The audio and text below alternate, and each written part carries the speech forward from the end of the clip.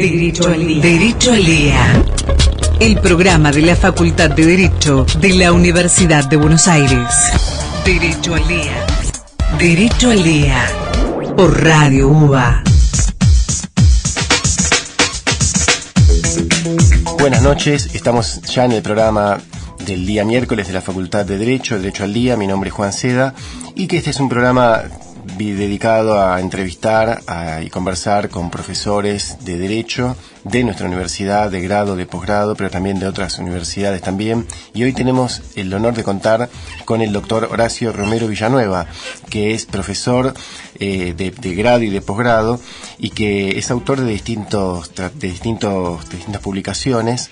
Ya el paso a saludarlo. ¿Qué tal? ¿Cómo te va, Horacio? ¿Qué tal? ¿Cómo te va, Sebastián? La idea del derecho, de la inflación del derecho penal, que es uno de los temas sobre los cuales has escrito y que me pareció más llamativo, curioso, como para empezar a conversar. ¿Qué es la inflación del derecho penal? En realidad, la inflación del derecho penal es el abuso que usa el legislador en materia de política criminal de la norma penal. Y este es un fenómeno que no es propio de la República Argentina, sino se ve en todo lo que es el ámbito occidental. Fundamentalmente empieza en Alemania en la década del 70, sigue en España en la década de los 90, y la Argentina tampoco escapa, el resto de Latinoamérica tampoco escapa a este fenómeno. ¿Cuál es la raíz de esta fenomenología? Bueno, el primer problema que se plantea básicamente es la idea de que el cambio, el uso de la norma penal va a lograr el cambio social de manera, de un efecto casi mágico, y la población va a adaptar rápidamente sus comportamientos, apareciendo nuevos bienes jurídicos. Y esto tiene que ver también con los cambios sociales. Uno advierte que las sociedades postindustriales comienzan a generar distintos fenómenos muy particulares, nuevos absolutamente, que escapan al clásico derecho penal de 1921, cuando Rodolfo Moreno hizo el Código Penal, o mejor dicho, entró en regir el Código Penal, que es el anteproyecto de 1917. Y lo interesante de esto es que el código era un código de delincuencia de subsistencia. Cuando nació eran figuras penales que era para una sociedad agraria que recién comenzaba a primar un cierto estamento social y una cierta movilidad social interesante, porque el radicalismo ya había tomado el poder. Fíjense que justamente una de las cosas históricamente más interesantes es que el Código Penal argentino fue modelo después tomado a su vez por otros países latinoamericanos. Horacio, ¿a qué te referís por código de subsistencia? Claro, es una delincuencia de subsistencia aquella que atenta contra bienes jurídicos primarios, la propiedad, la vida, el honor. Fíjese que el codificador, cuando hace una valoración de los bienes jurídicos, o sea, la relevancia de aquellos intereses vitales para una sociedad que merecen ser protegidos, coloca la vida humana y después automáticamente atrás, como segundo capítulo, pone al honor. Con lo cual es paradigmático ver cómo realmente era una sociedad más propia del siglo XIX, cuando se estaba legislando a principios del siglo XX, que hoy, en la década del 90, empezamos a ver una dispersión de normas penales en leyes penales especiales como el medio ambiente, el régimen penal cambiario, la ley penal tributaria con sus modificaciones. Empezamos a ver que el fenómeno penal de la codificación empieza a ser desplazado por un fenómeno paralelo, que es la sanción de leyes por parte del legislador de normas penales en leyes penales especiales. Y estas leyes penales especiales juegan a veces un valor simbólico. ¿Por qué? Porque tienden más a crear delitos que son, en realidad, simplemente la simbología que va a tomar la sociedad para considerar una conducta disvaliosa, pero sin realmente una sanción social real y mucho menos judicial. Porque las leyes subsisten en la medida en que son efectivas. O sea, el derecho penal tiene una base que es esencial, que es la punición. Y la punición existe en la medida que la ley se aplica. Cuando la ley pasa a ser meramente simbólica, está, pero no se aplica, simplemente es eso, inflacionar las normas penales con más normas simbólicas. Y esto es un fenómeno que lo describe Hausmauser, Schunemann. La escuela de Frankfurt en Alemania es terriblemente crítica a esto. En España, García Martí también lo critica. O sea, básicamente, para que se entienda la idea, es lograr a través de las normas penales cambiar conductas sociales que lamentablemente podrían ser hechas o modificadas mediante lo que nosotros llamamos el principio de subsidiariedad, o de última ratio, que es aplicar primero otros instrumentos del derecho, ya sea el derecho civil, el derecho administrativo sancionador, y después llegar a la ratio penal.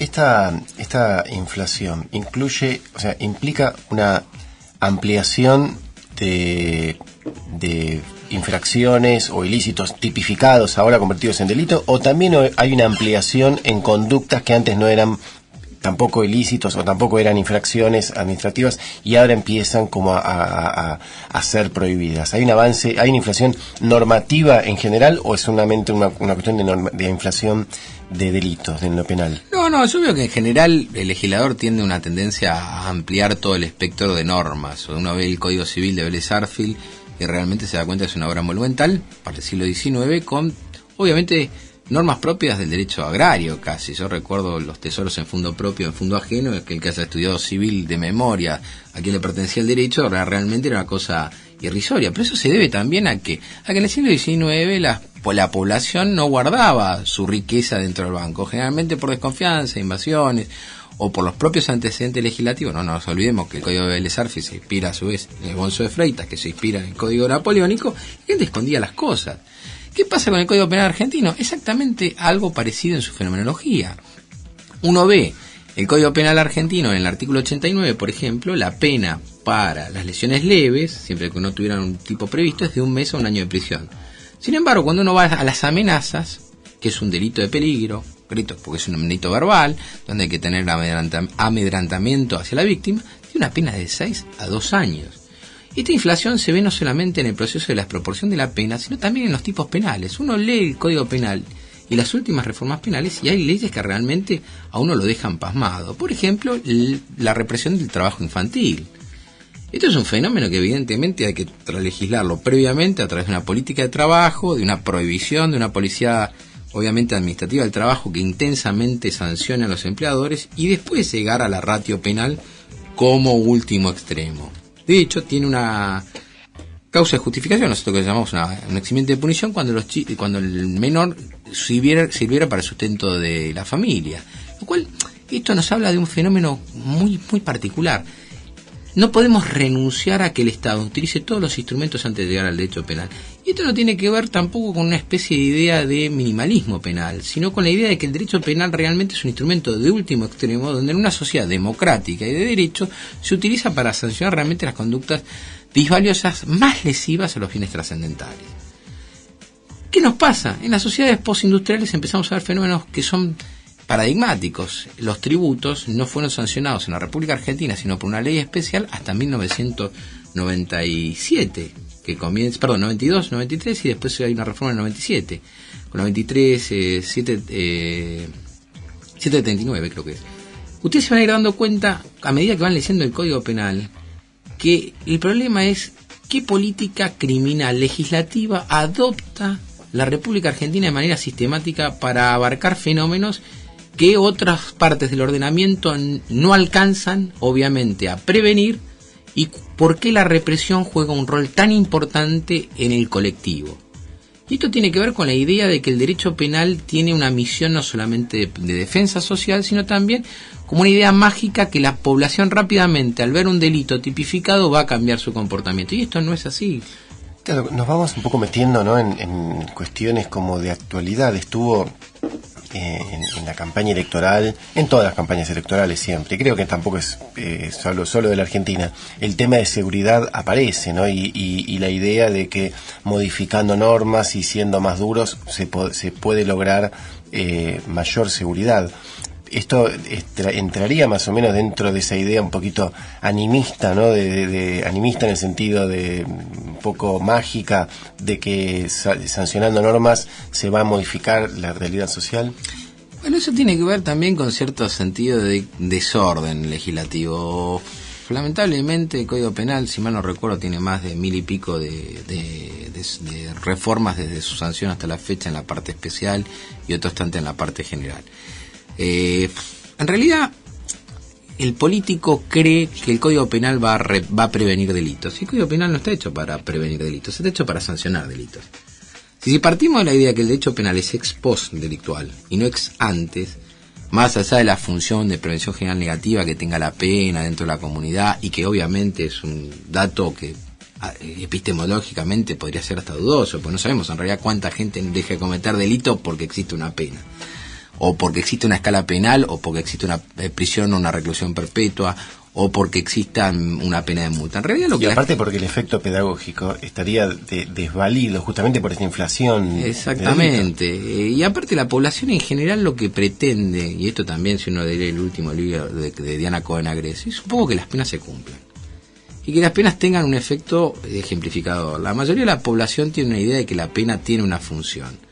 Ahora, la crisis de derecho penal, es verdad, hay grandes escuelas de derecho penal que abogan por abolir el castigo porque y sostienen la tesis de que la cárcel no tiene una función. En realidad, Schunemann, que era un viejo profesor alemán, decía que el derecho penal sin penas es como una campana sin badajo, o sea que no puede sonar. Yo soy un convencido que el derecho penal tiene una función obviamente represiva, pero dentro de ciertos límites. Y esos límites están determinados por los tratados internacionales, por la Constitución Nacional y justamente por las leyes infraconstitucionales que tengan a respetar esos principios generales.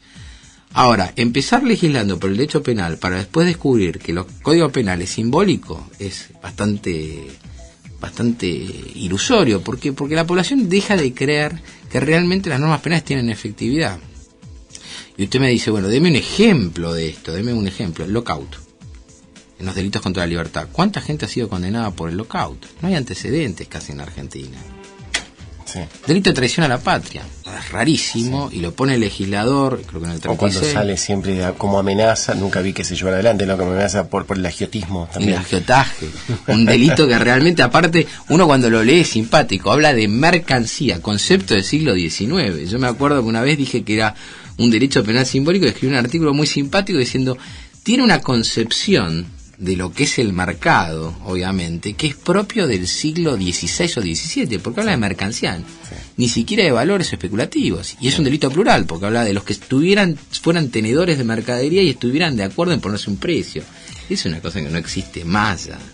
Bueno, estamos hablando con Horacio Romero Villanueva, profesor de Derecho Penal, y vamos a hacer una breve pausa y continuamos en Derecho al Día. Derecho al Día 87.9. Derecho al Día, el programa de la Facultad de Derecho de la Universidad de Buenos Aires.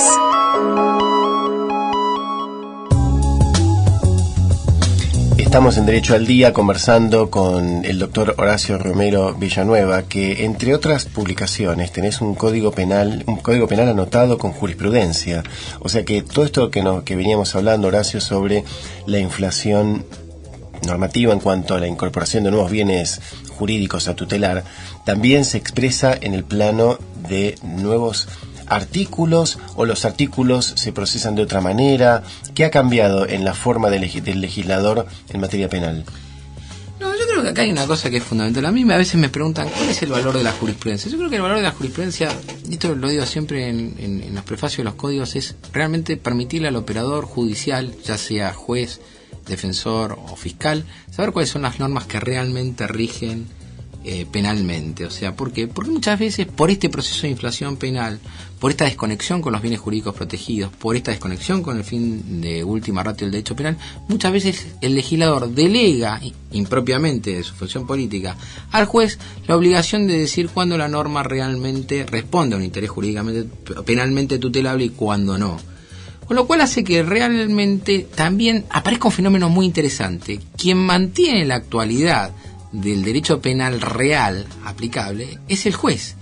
Entonces, en un sistema codificado como el nuestro, lo importante es tratar de entender cómo piensan los operadores del sistema, y fundamentalmente cómo puede ser el Poder Judicial, porque al fin y al cabo, vamos a ser honestos, el derecho penal es el derecho patológico de las conductas más extremas, esto dicho entre comillas, por supuesto patológico, porque no tiene nada que ver tampoco con una enfermedad psiquiátrica, sino tiene que ver más bien con conductas desviadas, y obviamente es el juez, al fin y al cabo, el destinatario de esas normas, el que le da realmente vigencia a la punición. Ahora, si ustedes me preguntan, y desde un punto de vista científico, técnico, creo que la jurisprudencia es un instrumento fundamental, no solamente porque permite corregir aquellas figuras que por su redacción sean defectuosas, sino también permite rectificar y avanzar en los criterios de interpretación. Ahora, esta posición, ¿no? de digamos, también la jurisprudencia como antecedente y hasta como límite un poco del juez ante esta inflación, no nos posiciona, no nos ubica en una posición de extremadamente de realismo jurídico, de que finalmente el derecho es lo que dicen los jueces, que es? Bueno, en algún punto yo soy un convencido que el derecho, obviamente soy abogado de la matrícula, entonces tengo que decir que el derecho es lo que dicen los jueces que es. Yo voy a dar un ejemplo muy práctico. Hay un viejo plenario en la Cámara del Crimen que dice que si se comete el delito de petardismo o gorronería, que es el Dios se lo pague, uno se sienta a consumir y se levanta y se va, y comete estafa. Tiene una pena de 1 mes a 6 años de prisión. Ahora, esa misma conducta, por ejemplo, cuando uno va a Mendoza, la provincia de Mendoza, está prevista como una contravención.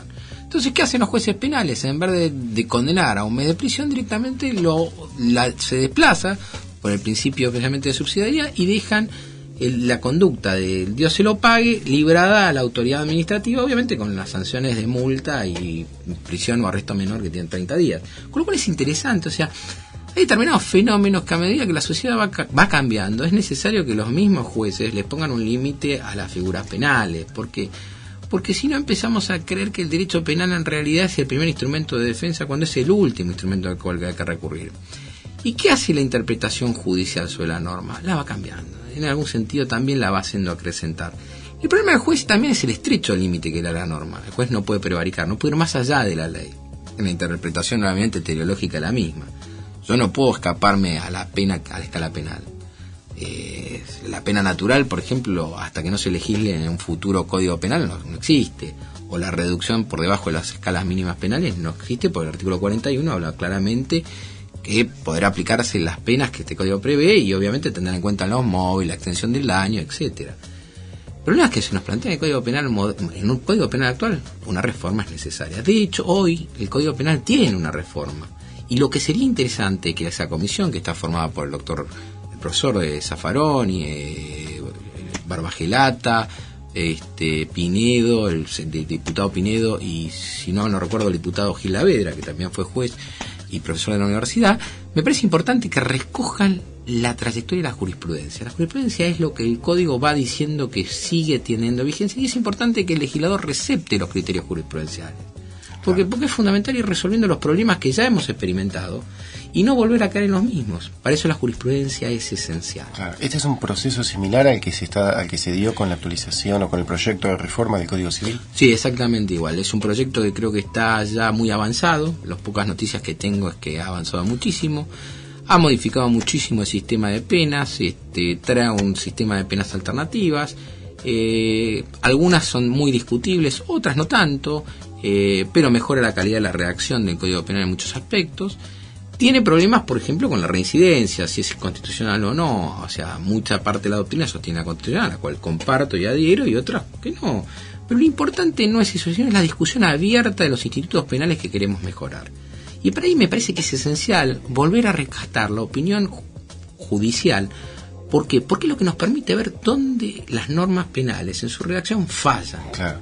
Pero por lo que estás diciendo, Horacio, hay una opinión jurisprudencial que vendrían a ser los fallos, pero también hay otra especie como de sabiduría judicial que no está escrita y que tiene que ver como este acomodamiento un poco de los jueces como para humanizar un poco a veces la norma. Sí, no, comparto que a veces, desde el perdón judicial, que fue un instituto que creo que se trató en el proyecto del 74, la Argentina ha tratado de experimentar modificar el artículo 5 del Código Penal, las penas clásicas de prisión, reclusión, multa e inhabilitación.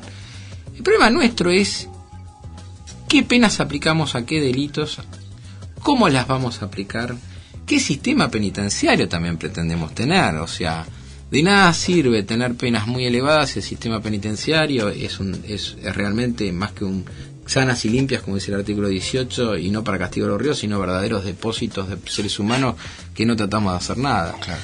En realidad esto es un problema muy complejo. El sistema penal, y en esto también tiene que ver con cierta noción. ¿Qué función cumple el castigo en una sociedad? Sí. Y el derecho penal cumple una función esencial.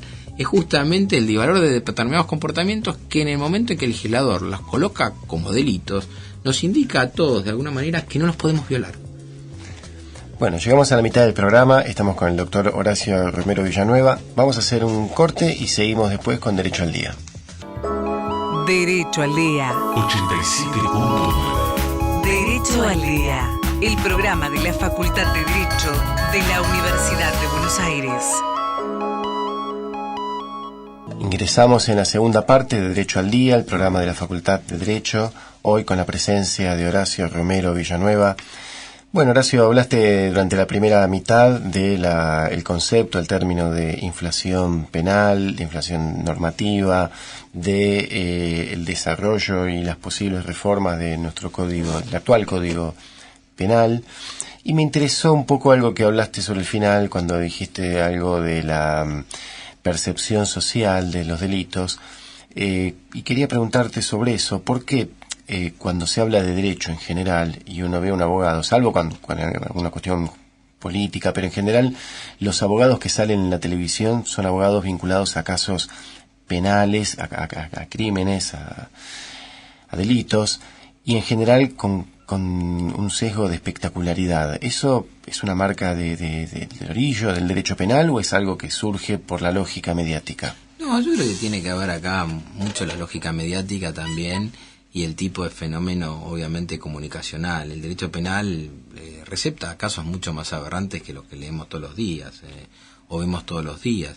El problema es que algunos se mediatizan y esos casos mediáticos se transforman en verdaderos paradigmas sociales que en realidad son simplemente a veces un caso más dentro de un universo, un espectro que tampoco tenemos muy claro. En general, cuando uno habla de derecho penal, y esto también tiene que ver con la capacidad que tiene el sistema de procesar casos, realmente tomamos conocimiento de los casos que llegan al sistema judicial, ya sea porque son casos de extrema violencia o porque son delitos graves, donde el colectivo generalmente se siente más conmovido y el mismo sistema judicial o el sistema de prevención de la policial los toma muy rápidamente. Ahora, también hay una cifra negra de delitos que es impresionante. No todos los delitos que se cometen se denuncian. Y en esto tiene que ver también con la eficacia del sistema. Si uno pregunta ¿cuántos de los casos realmente que uno conoce son procesados por el sistema judicial? Y hay una cantidad muy grande que no llegan al sistema judicial y muchas veces terminan siendo verdaderos delitos graves con los mismos que se publicitan. El problema del derecho penal y los medios de comunicación es lo mismo que cualquier otro fenómeno. La población siente una atracción natural, y esto no es desde un punto de vista sociológico ni psicológico.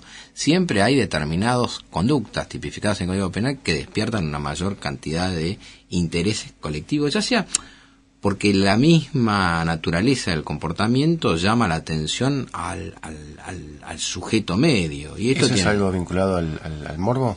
Creo que sí, creo que todos tenemos algún tipo de morbo particular, o todos cometeríamos temores, o todos cometeríamos algún delito, o no, o tenemos temor a algún tipo de delitos que nos llaman más la atención que otros. Yo creo que una estafa, o mejor dicho, una defraudación bursátil es mucho menos noticia probablemente que un homicidio en concreto. ¿Por qué? Porque tiene que ver también la cantidad de víctimas. Una víctima individual representa un colectivo. Una pluralidad de víctimas, cuando sobre todo son delitos de carácter patrimonial, en realidad parece más un problema de malos negocios o de ambición desmedida, donde el estafador aprovecha la ambición de la víctima para timarla. ¿Y el factor del misterio en estos delitos, que no se descubre quién fue él?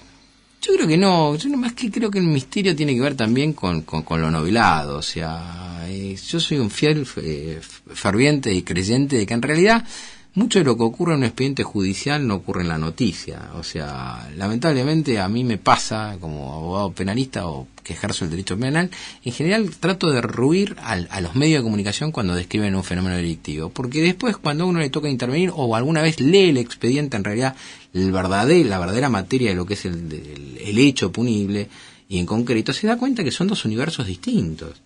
¿Por qué? Porque no se puede teorizar sin saber exactamente cuáles son las pruebas, cómo fue la reconstrucción de la escena del crimen, cómo fue las motivaciones que tuvo el autor del hecho para actuar como actuó. Entonces empieza toda una serie de especulaciones, y especulaciones que son legítimas. Ojo, en una sociedad democrática no se puede tampoco evitarlo. Uno va a cualquier otro país del mundo y les puedo asegurar que mire cualquier canal de un país desarrollado, y tienen los mismos fenómenos que nosotros. El derecho penal vende, claro. El crimen vende, claro. Y vende dentro de una sociedad de consumo, como vende cualquier otro producto. Y ¿cuál es el deber del abogado? O sea, está bien ir a un programa de televisión y exponerse, y hemos visto casos de abogados que van con su familia, y eso ha traído también más de un problema. Pero no es, a mí me suena ridículo, absurdo, el abogado presentándose con la familia y presentándose como si fuera un personaje en sí mismo. Pero aparentemente parece que esto fuera parte de una estrategia también de defensa. Mire, en realidad acá pasa un doble fenómeno. Yo en lo particular, esto ya es una opinión mía, para mí el abogado penalista en general es como el viento, todo el mundo lo siente pero nadie lo ve. Ahora, ¿qué hace una defensa mediática? Y bueno, puede ser parte de una estrategia procesal. El problema es si el abogado puede ventilar cuestiones, obviamente, que son de absoluto y estricto secreto profesional dentro de los medios de comunicación. Creo que acá rige no solamente la ley 23.187, que es la ley de colegiación obligatoria, que tiene un código de ética que nos prohíbe, obviamente, y nos obliga a guardar el secreto profesional, y el deber jurídico de defenderlo. O sea, mientras sea en un plano teórico que el profesional especule en un medio sobre una hipótesis u otra, no lo considero tampoco que esté mal. El problema es pensar que eso es realmente el sustituto del sistema judicial. Entonces estamos creando una justicia de dos velocidades, la justicia popular de los medios y la justicia real del poder judicial. Entonces acá se produce una dicotomía, donde la gente está esperando mucho más rápidamente un juicio de culpabilidad o de inocencia dentro de un medio de comunicación, como si fuera realmente un juicio de certeza, y no le crea sistema legal. ¿Por qué? Porque es lento, porque es complejo, porque es difuso, porque a veces usamos un lenguaje demasiado técnico, y entonces lo que tenemos que tratar de acercarnos es a una justicia más rápida. O sea, en esto también es cierto algo que es importante. Uno de los grandes paradigmas del siglo XXI y uno de los grandes desafíos en todos los sistemas judiciales procesales es la celeridad. La celeridad. Pero volviendo un poco al tema anterior, ahora sí dijiste una cosa muy muy interesante, ¿no? De el juicio popular. A mí a veces me llama la atención cómo uno escucha periodistas hablando de la presión social y no sé, yo no me imagino un juez preocupado por lo que va a decir un programa de Chimentos, un programa de actualidad sobre su sentencia. ¿Existe realmente esa presión social sobre los jueces al momento de fallar? No, yo creo que los jueces son personas bastante sensatas, gracias a Dios, y no se dejan presionar, pero es inevitable que viven en un medio. Y pretender que un juez sea una especie de sumo sacerdote aislado en una especie de anfiteatro de su propia torre marfilina en su razonamiento sería inocuo. La función judicial en sí misma es muy compleja, por eso tienen que ser personas muy ecuánimes, con gran capacidad de abstracción, pero el entorno influye, o sea, siempre hay una opinión que uno no quiere o no, decía Max Weber, que hasta en ciencia, cuando uno pretende llegar a un dato objetivo, siempre algo de subjetividad queda en lo que está expresando el autor. Es verdad, los medios condicionan, no creo que lleguen a condicionar, pero sí llegan a tener algún tipo de influencia en las decisiones. ¿Por qué? Porque es verdad, no es lo mismo dictar una prisión preventiva a un individuo que darle una excarcelación en el medio de una conmoción social de medios. Se le vuelve más difícil al operador judicial tener que tomar decisiones de ese tipo. Y lo mismo que los abogados muchas veces utilizan el medio como una forma de presión indirecta. Habría que llegar a algún tipo de acuerdo, y esto ya no me escapa a mí porque no es la parte del derecho, pero sí algún tipo de acuerdo donde tuviéramos cierta objetividad para poder exponer lo que queremos decir. Y no hacer una polémica jurídica de temas que no conocemos, o sea, la población tiene una gran confusión en materia de delitos y en materia de procedimiento a raíz de las discusiones que no están llevadas con un orden de ciertas características que permitan entender el metalenguaje que utiliza el derecho penal y el derecho procesal penal. Entonces, ¿qué pasa? Se utilizan términos como riesgo procesal, peligro de fuga, prisión preventiva, sin las connotaciones que realmente deben tener. Entonces empieza a verse toda una sensación donde eso se banaliza para que llegue a la mayoría de los oyentes. Entonces el gran problema que se plantea es que cuando ese discurso no es banal porque hay que llevarlo al plano judicial, el juez se encuentra con un discurso técnico que impacta o choca con lo que la gente cree que tiene que ser. Claro. Entonces tenés una dicotomía que es una especie de guerra sin cuartel. Sí, yo tengo también un cierto temor por a veces esas banalizaciones de discursos sociales, que también pasa, por ejemplo, con el discurso en cuanto a las ciencias sociales, cuando muchos abogados e incluso muchos operadores jurídicos toman conceptos que vienen de las disciplinas sociales y por hacer 2 cursos de posgrado ya se sienten que son sociólogos y plantean, claro, el tema, y se ve mucho en algunas normas como que se ponen de moda y acá un poco quería preguntarte si efectivamente en la práctica tienen efecto algunas normas que están como surgiendo y que, por ejemplo, yo me pregunto qué diferencia aparece entre el homicidio y el feminicidio, no sé cómo Sí, feminicidio. si realmente empieza a aplicarse y si hay una diferencia notable entre la figura que conocíamos y esta nueva... Sí.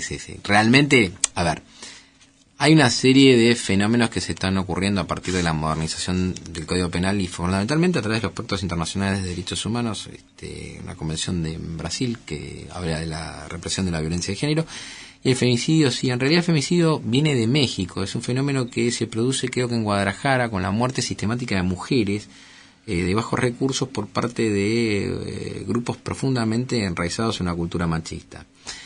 Y realmente sí, es real. La mujer si bien tiene igualdad de derechos, ha sido mucho más vulnerada por una sociedad obviamente muchísimo adiestrada o ancestralmente adaptada a lo que es una sociedad patriarcal y machista. Entonces, ¿qué pasa? Realmente uno cuando ve la vulnerabilidad de la mujer trata de construir normas que asimétricamente traten de devolverle la igualdad. ¿Qué quiero decir con esto? Uno construye una figura penal a partir de la idea de que hay un fenómeno muy particular que es obviamente la muerte de una persona por otra y la convivencia. La sociedad cambió, o sea, el matrimonio, que era el propio 80, inciso primero, en el viejo Código Penal hablaba de que el que matara a su ascendiente o descendiente o cónyuge sabiendo que lo son. Cónyuge requería el reenvío normativo a la vieja ley de matrimonio civil. Hoy la idea de que la gente se case, uno ve la estadística y aumenta. La cantidad de promedio de personas que conviven es mucho más alta que en el siglo XIX. Claro. Entonces, por lógica, tienen estados de convivencia que realmente no puede dejar de lado el legislador. Por eso existe la figura del femicidio. O sea, y esto tiene que ser necesariamente receptado por el legislador. Esto no implica bajo ningún punto de vista que realmente no exista una diferencia notable. Hay diferencias notables. Lo que pretende el legislador en algún momento es ir cambiando, sobre todo, situaciones de hecho para lograr cierta equiparación de derechos a los sectores que han sido tradicionalmente más vulnerados por una cultura machista. Y en esto no lo digo desde un punto de vista como hombre.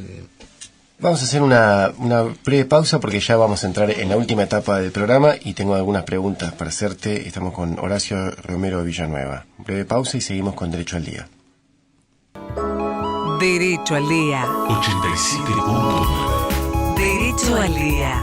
El programa de la Facultad de Derecho de la Universidad de Buenos Aires.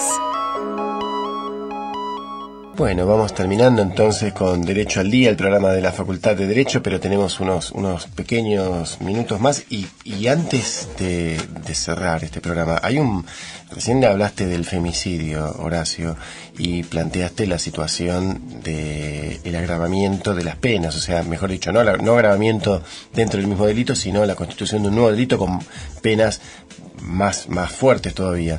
Pero ¿qué pasa con un hombre que mata por motivos que podrían, en otro caso, en el caso de ser homicidio, mata a su mujer por ejemplo, por celos, y esa situación tendría algún tipo de atenuante para la fijación de la pena? ¿Qué pasa con este caso de femicidio? Bueno, ahí hay un problema muy grave, porque la reforma legislativa en la violencia de género, sobre todo en la parte de los delitos contra la vida, prevé justamente que la personalidad celopática, que es un tipo de psicopatología, esté excluida del 80 último párrafo, que son las circunstancias extraordinarias de atenuación.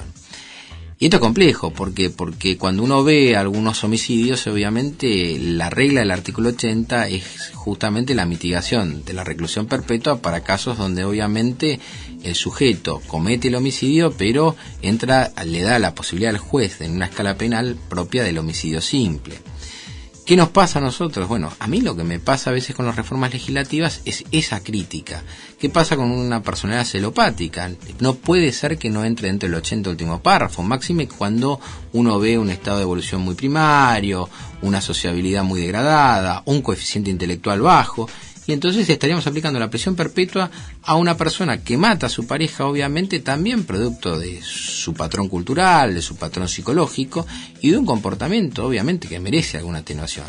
Entonces no podemos hacer en el Código Penal un estado de emoción violenta para poder lograr justamente que el individuo tenga una pena reducida cuando en realidad sabemos que cometió un homicidio y merece una circunstancia extraordinaria de atenuación.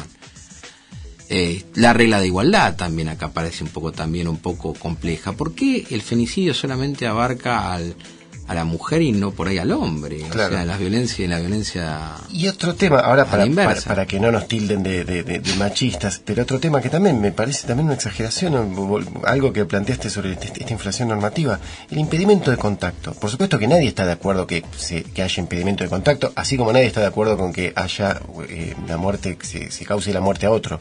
Pero ¿no es una exageración convertirlo en un delito el impedimento de contacto que esté en el Código Penal? Bueno, yo creo que el impedimento de contacto con el progenitor no conviviente tiene un problema básico. Primero es, en general la jurisprudencia, gracias a Dios, en esto los jueces penales tienen la sabia decisión de un poco de, cuando no ven un caso reiterado en el tiempo, con una conducta realmente lesiva, la idea de la visita de los menores con el padre, en general dejan que actúe el fuero de especialidad, que es el fuero de familia. Que esté en el Código Penal, en realidad lo que tendría que haber es alguna fórmula que previera una conducta más gravosa y que se probara una reiteración en el tiempo del comportamiento del impedimento. Pero en general los jueces, gracias a Dios, han tenido la sabiduría de ir aplicándolas a casos muy graves.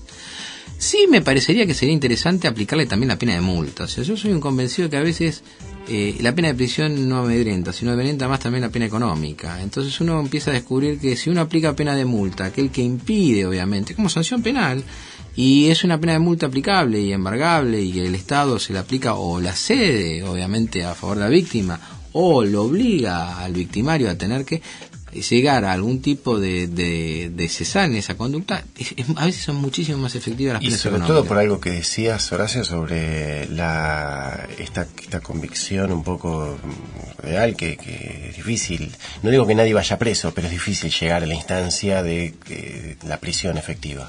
Creo que antecedentes sobre impedimento de contacto familiar que yo conozca, cuando redacté el Código Penal con jurisprudencia anotado, que encontré 2 casos nada más.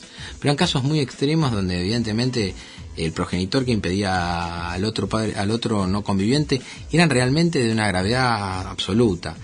En general, la mayoría de las denuncias lo que terminan permitiendo es un restablecimiento del contacto con el menor, que rápidamente el juez cita una audiencia de asistencia, hay algún tipo de explicación o de indagatoria donde evidentemente se da una explicación y el juez rápidamente sobresee y ordena que actúe el fuero de especialidad, que es el fuero de familia.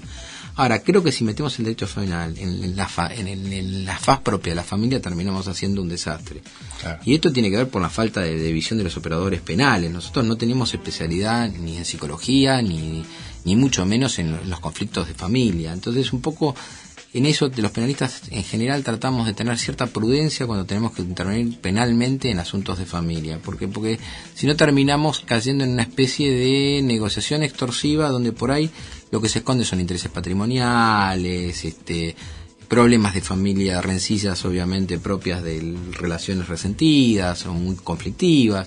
Entonces el penalista tiene en eso cierta prudencia, cierto prurito, que tratar de usar el derecho penal solamente para otro tipo de delitos y no justamente los delitos de familia. En general hay pocos penalistas que se dedican al derecho de familia, del derecho penal de familia. Claro. Bueno, realmente hemos charlado esta hora con Horacio Romero Villanueva. Realmente fue un gusto, Horacio, conversar contigo, y realmente muy interesante estos planteos sobre la inflación de los delitos, sobre el cumplimiento de las penas y sobre todo toda la experiencia que nos has dado del estudio y de la práctica profesional. Así que realmente nuevamente te agradezco por la presencia y será hasta nuestra visita. No, el agradecido soy yo, Sebastián, y muchísimas gracias por lo ameno de la charla y sobre todo por haber podido expresar un rato lo que uno hace todos los días con placer y con muchísima pasión. Bueno, será entonces hasta la semana próxima con Derecho al Día. Derecho al Día 87.9. Derecho al Día, la Facultad de Derecho de la Universidad de Buenos Aires en Radio UBA. Radio UBA 87.9, la radio de la Universidad de Buenos Aires.